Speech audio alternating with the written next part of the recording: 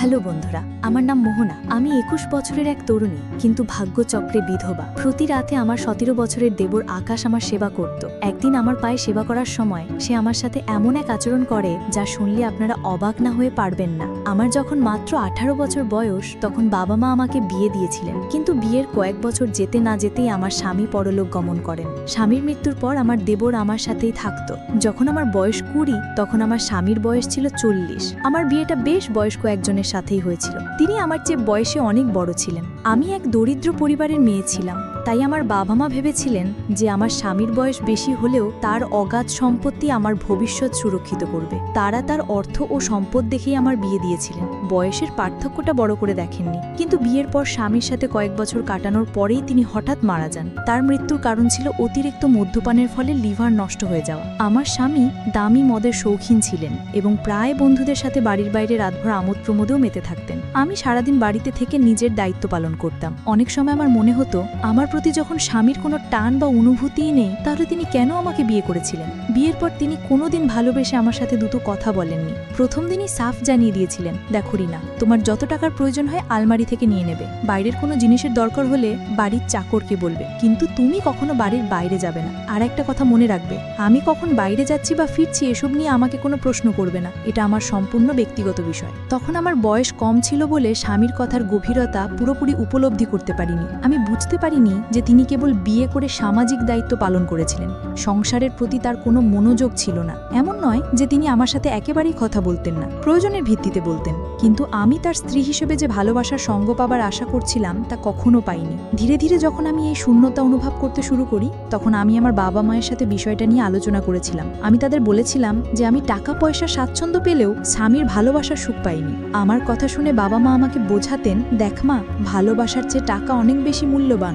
আমাদের বাড়িতে তুই তো দেখেছিস কি ভীষণ অভাব ছিল, তোদের আমি দুবেলা পেট ভরে খাওয়াতেও পারতাম না, কিন্তু যেখানে তোর বিয়ে হয়েছে সেখানে অন্তত অর্থের অভাব নেই। তোর ওই বড় ঘরে বিয়ে হয়েছে বলেই আজ আমরাও দুবেলা খেতে পারছি। তাই এসব ছোটখাটো ব্যাপার নিয়ে মন খারাপ করিস না। তারা এসব বলে আমাকে সান্ত্বনা দিয়ে শ্বশুর বাড়িতে পাঠিয়ে দিত, কিন্তু আমার মনের কষ্টটা তারা কখনো বুঝতে চেষ্টা করেননি। টাকা পয়সা দিয়ে ভালো খাবার কেনা যায়, কিন্তু ভালোবাসা বা স্নেহ তো কেনা যায় না। তবে একটা বিষয় ভালো ছিল, আমার স্বামী বিয়ের পর থেকে আমার দরিদ্র বাবা মাকে প্রতি মাসে অর্থ দিয়ে সাহায্য করতেন। এজন্য আমি মনে মনে খুশি হতাম যে তিনি অন্তত আমার পরিবারের কথা ভাবেন, কিন্তু আমার প্রতি তার কোনো যত্ন বা দায়িত্ববোধ ছিল না। এভাবেই আমার জীবনটা একঘেয়ে কেটে যাচ্ছিল। আমি ঘরের দায়িত্ব পালন করতাম আর তিনি বন্ধুদের সাথে আমোদ ফুর্তিতে ব্যস্ত থাকতেন।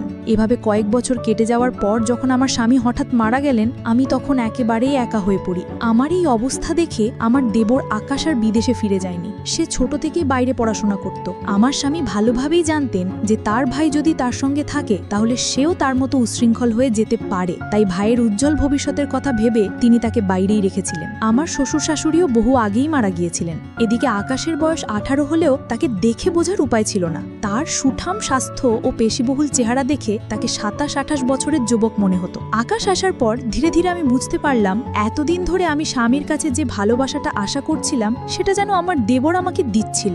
স্বামীর মৃত্যুর পর আমি মানসিকভাবে খুব ভেঙে পড়েছিলাম। কারো সাথে কথা বলতে ভালো লাগতো না। একজন বিধবা আর একজন সধবা নারীর জীবনে যে আকাশ পাতাল তফাৎ, তা আমি হাড়ে হাড়ে টের পাচ্ছিলাম। স্বামীর মৃত্যুর পর কিছুদিন পর্যন্ত আমাদের বাড়িতে আত্মীয়স্বজনরা ছিল। তাদের সামনে কেঁদে আমি মনের কষ্ট কিছুটা হালকা করতাম, কিন্তু তারা চলে যাবার পর আমি আরও একা হয়ে পড়ি। মনে হতো ওই বিশাল বাড়িটা যেন আমাকে গিলে খেতে আসছে।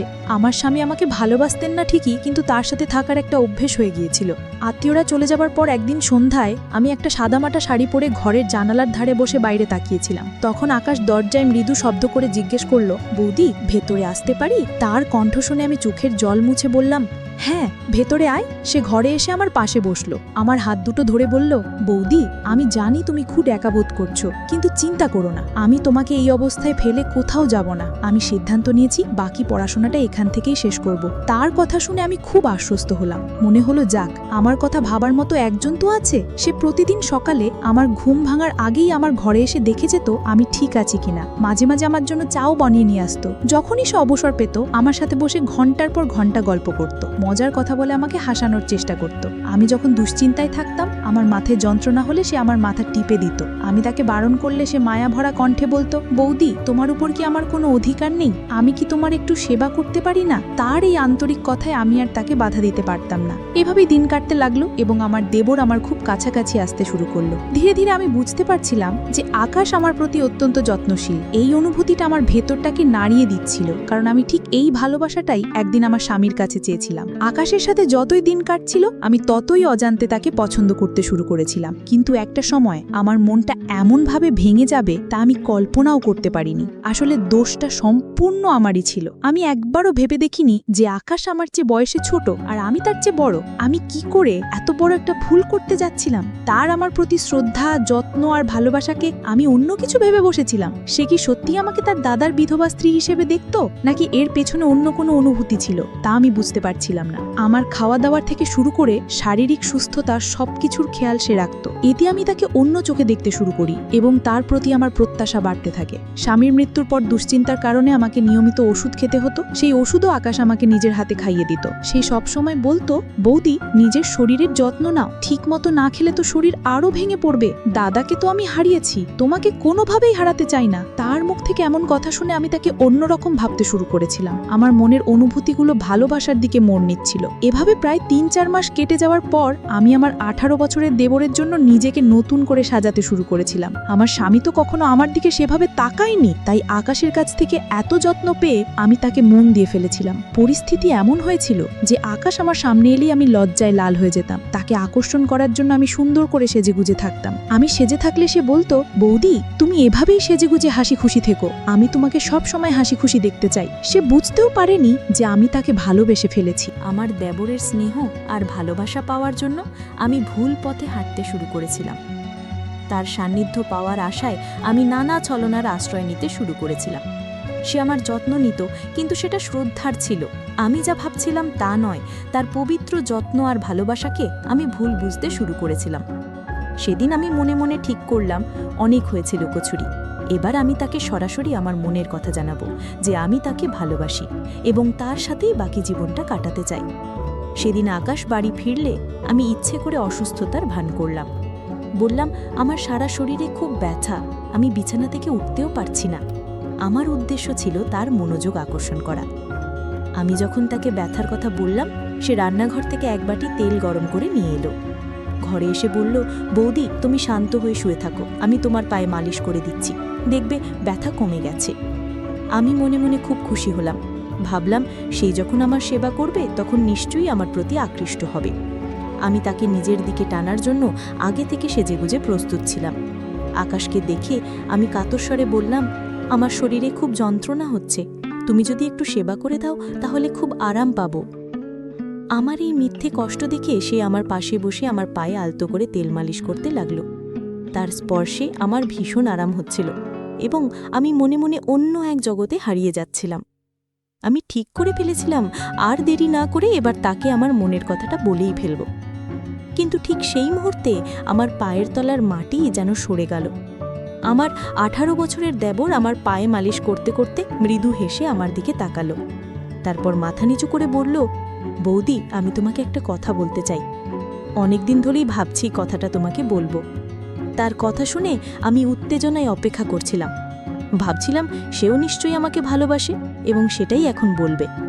সে আমার দিকে তাকিয়ে মুচকি হাসছিল। তখনই আকাশ আমাকে বলল, বৌদি, আমি যে কথাটা বলবো সেটা শুনে তুমি রাগ করবে না তো? আমিও তার দিকে তাকিয়ে মৃদু হেসে বললাম, না, রাগ করব কেন? তোর যা বলার আছে মন খুলে বল, আমি তো তোর মনের কথা শোনার জন্যই অপেক্ষা করছি। তখন আকাশ বলল, বৌদি, আমি পিয়া নামের একটি মেয়েকে খুব ভালোবাসি এবং তাকে বিয়ে করতে চাই, কিন্তু তোমার অনুমতি ছাড়া আমি তাকে বিয়ে করতে পারবো না, কারণ আমি তোমাকে মায়ের মতো শ্রদ্ধা করি, তাই আমি তোমার এত যত্ন নিই। মায়ের মতো বৌদির আশীর্বাদ না পেলে আমি আমার পছন্দের মেয়েকে বিয়ে করতে পারবো না। আমি মন থেকে তোমার আশীর্বাদ চাই। তার মুখ থেকে এই কথাগুলো শোনার পর আমার মাথা ঘুরে গেল। আমি কিছুক্ষণের জন্য স্তব্ধ হয়ে গেলাম। লজ্জায় আমি বুঝতে পারছিলাম না যে আমি আকাশের সাথে কিভাবে চোখ মেলাবো। আমার মুখ লাল হয়ে গেছিল। আমি স্বপ্নেও ভাবতে পারিনি যে আকাশ আমাকে মায়ের মতো মনে করে আমার সেবা যত্ন করত, আর আমি তার সেই পবিত্র ভালোবাসাকেই ভুল বুঝেছিলাম। তার কথা শুনে আমার চোখ দিয়ে জল গড়িয়ে পড়ল। আমার চোখের জল দেখে সে তাড়াতাড়ি আমার চোখের জল মুছে দিয়ে বলল, বৌদি তুমি কাঁদছো কেন? তুমি কি চাও না আমি পিয়াকে বিয়ে করি? আমার কোনো কথায় যদি তুমি কষ্ট পেয়ে থাকো তাহলে আমাকে ক্ষমা করে দিও। তখন আমি তার কাঁধে হাত রেখে জোর করে হেসে বললাম, আরে পাগল, আমি তো খুশিতে কাঁদছি। আমার দেবরটা তো অনেক বড় হয়ে গেছে। তুই যখন বিয়ে করে তোর বউকে বাড়িতে নিয়ে আসবি তখন হয়তো আমাকে আর আগের মতো ভালোবাসবি না, আমার এত যত্ন করবি না। এই ভেবেই হয়তো আমার চোখে জল এসে গেছে। আকাশ তখন আমার হাতটা ধরে বলল, বৌদি এমনটা কখনোই হবে না। আমি তোমাকে আমার মায়ের আসনে বসিয়েছি। ছোটবেলায় বাবা মারা যাবার পর মা খুব একা হয়ে গিয়েছিলেন, তখন দাদা মায়ের খুব খেয়াল রাখত। আমি দাদার কাছেই শিখেছি। তুমি ছাড়া তো আমার আর কেউ নেই বৌদি। তোমার কিছু হয়ে গেলে আমি তো একেবারে একা হয়ে যাব, তাই আমি তোমাকে কোনোভাবেই কষ্ট দেব না। এই জন্য তোমার অনুমতি নিতে এসেছি। আমি কি আমার পছন্দের মেয়েকে বিয়ে করে এই বাড়িতে আনতে পারি? আমার স্ত্রী এলে তোমাকে আর কোনো কাজ করতে হবে না, সে এই বাড়ির সব দায়িত্ব সামলে নেবে। তুমি এতদিন অনেক কষ্ট করেছ, সে এলে তোমার একাকিত্বও কেটে যাবে। তার কথা শুনে আমার নিজেরই খুব লজ্জা করছিল। আমি যে ছেলেটির কাছে অন্য কিছু পাওয়ার আশায় এত ছলনা করেছিলাম, সে তো আমাকে তার মায়ের সম্মান দিয়েছিল। সেদিন আমি নিজের ভুল বুঝতে পেরে মনে মনে প্রতিজ্ঞা করলাম যে আমি আর কখনো আমার দেবরকে সেই ভুল চোখে দেখব না।